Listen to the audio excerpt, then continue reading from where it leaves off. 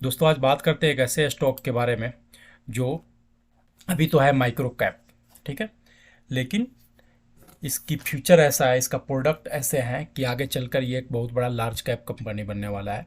और आपकी इन्फॉर्मेशन के लिए बता दूं कि हमारे एस इन्वेस्टर जो हैं मिस्टर आशीष कोचोलिया इसमें इन्वेस्टेड है, काफ़ी लंबे टाइम से इन्वेस्टेड है। और इसका नाम शायद ही कोई जानता होगा। ठीक है, बहुत रेयर लोग होंगे जो जानते होंगे इसका नाम।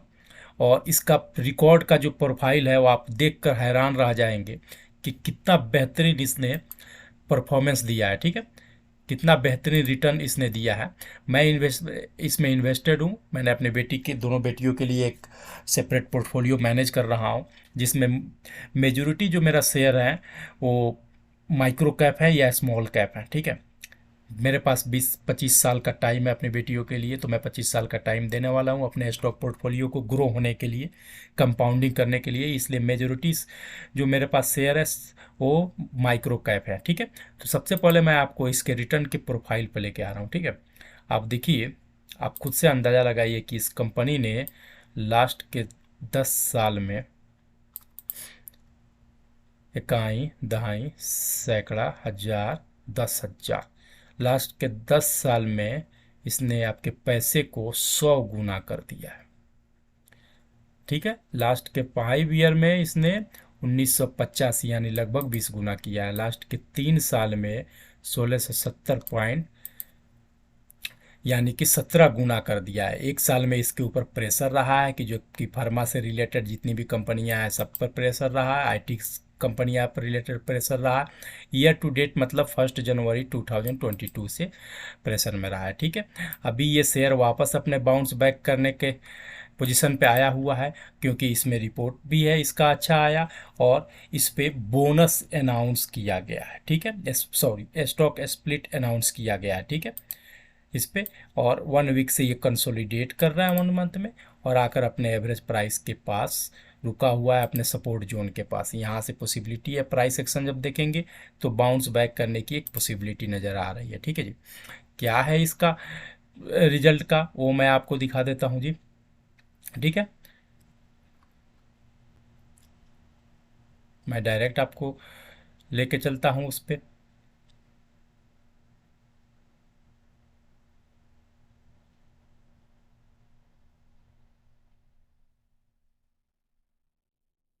देखिए,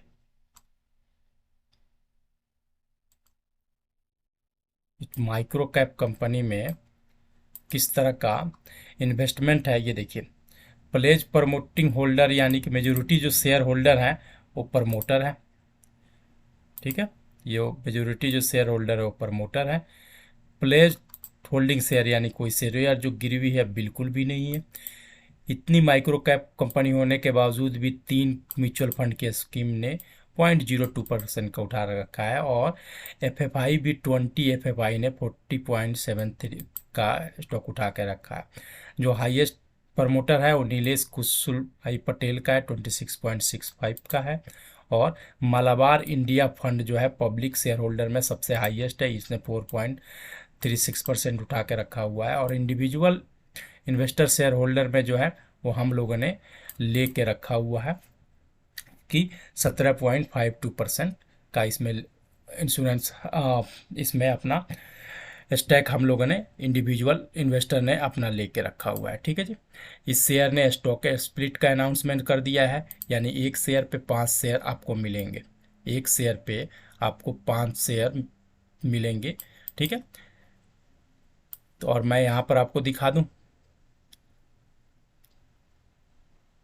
टेक्निकल एनालिसिस में इसका कि क्वालिटी, इसका आरओसी जो है 20.90 है, लेकिन क्वालिटी इसकी बहुत ही ज़्यादा स्ट्रॉन्ग है, कोई शेयर गिरवी नहीं है, मैनेजमेंट इसका बहुत स्ट्रॉन्ग है। इसके लिए ये एक्सपेंसिव है।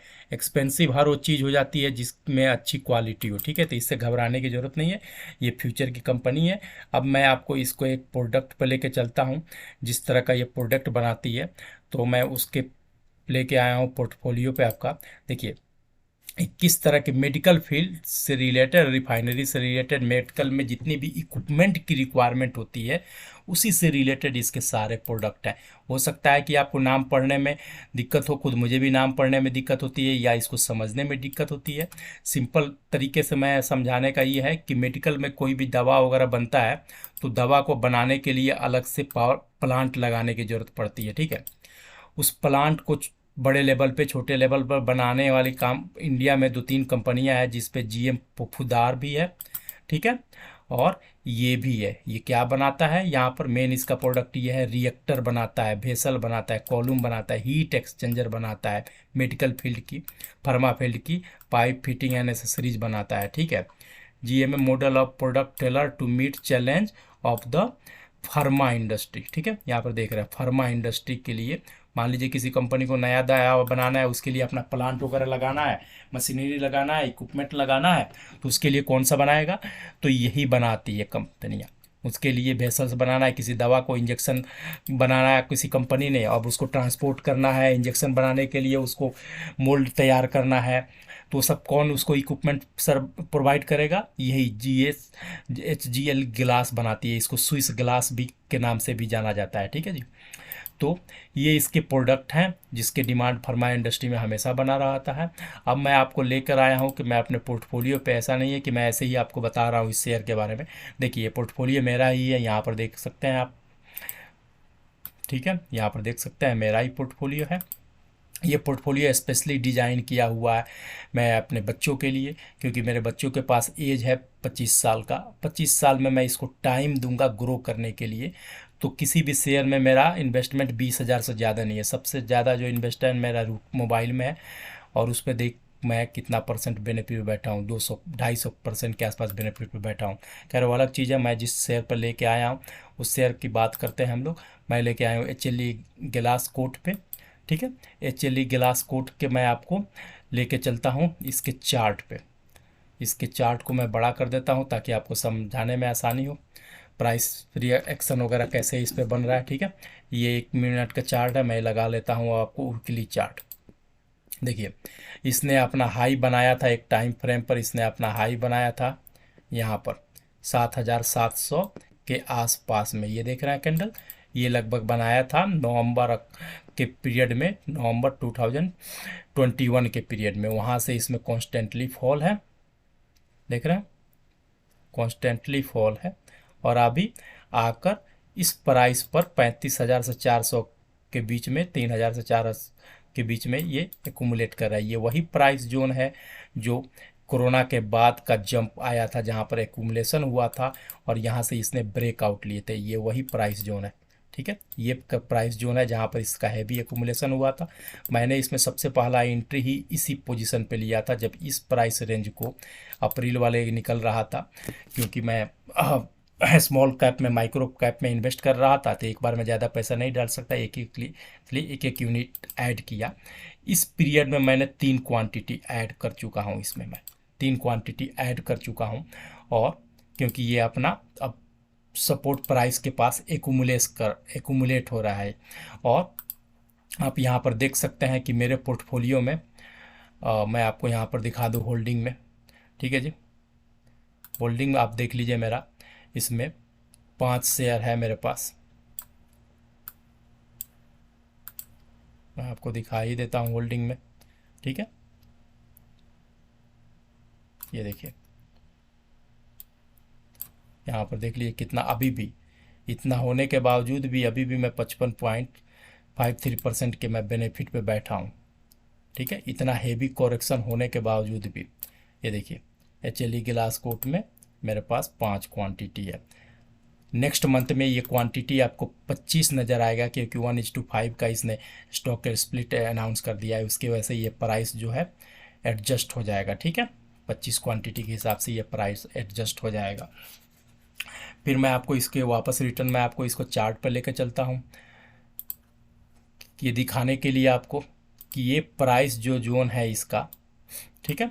अब यहाँ से अगर आप देखेंगे, यहाँ से अगर देखेंगे 7,000 से लेकर 3,500 के बीच में, 7,700 से, तो 50% का ऑलरेडी इसमें कॉरेक्शन हो गया है, ठीक है। 50% का करेक्शन हो गया। अब यहाँ पर माल अगर नहीं उठाएंगे तो कहाँ पर उठाएंगे भाई साहब? छोटी कंपनियां ही आगे चलकर बड़ी होंगी। जो बड़ा हो गया और कितना बड़ा होगा? विराट कोहली और कितना बड़ा विराट कोहली बनेगा? क्रिकेट की भाषा में अगर समझना चाहे तो रोहित शर्मा और कितना बड़ा रोहित शर्मा होगा बनेगा। लेकिन ये पॉसिबिलिटी है कि आने वाला कोई नया लड़का आगे चलकर विराट कोहली से बड़ा निकल जाए, रोहित शर्मा से बड़ा निकल जाए। तो ऐसे ही स्टॉक में इन्वेस्ट करना है, क्योंकि मेरी बेटियों के पास उम्र है, मेरे बच्चों के पास उम्र है 25 साल तक, मुझे इस पैसे की ज़रूरत नहीं है। तो यही कंपनियों में इन्वेस्ट करूँगा, 25 साल तक बढ़ते जाएगा, बढ़ते जाएगा। मैं उनको वक्त दूंगा। लॉन्ग टर्म इन्वेस्टिंग टाइम मांगता है।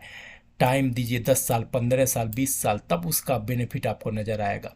इसलिए मैंने इस कंपनी को सेलेक्ट किया है कि मेरे पास इतना वक्त है कि मैं अपने बच्चों को के लिए एक अच्छा बेटर पोर्टफोलियो जनरेट करके मैं दे सकूं, ताकि उनका कंपाउंडिंग का उनको गिफ्ट कर सकूं उस टाइम पर, उनके लाइफ, शादी या अपनी ज़िंदगी स्टार्ट करने के टाइम पर।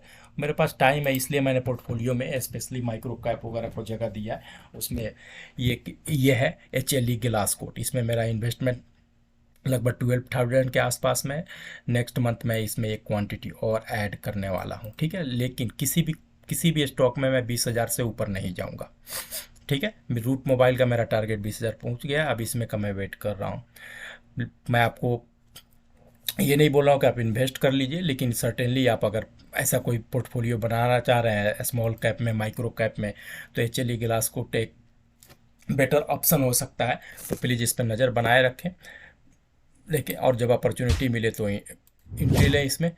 उम्मीद करता हूँ कि आपको एनालिसिस पसंद आए।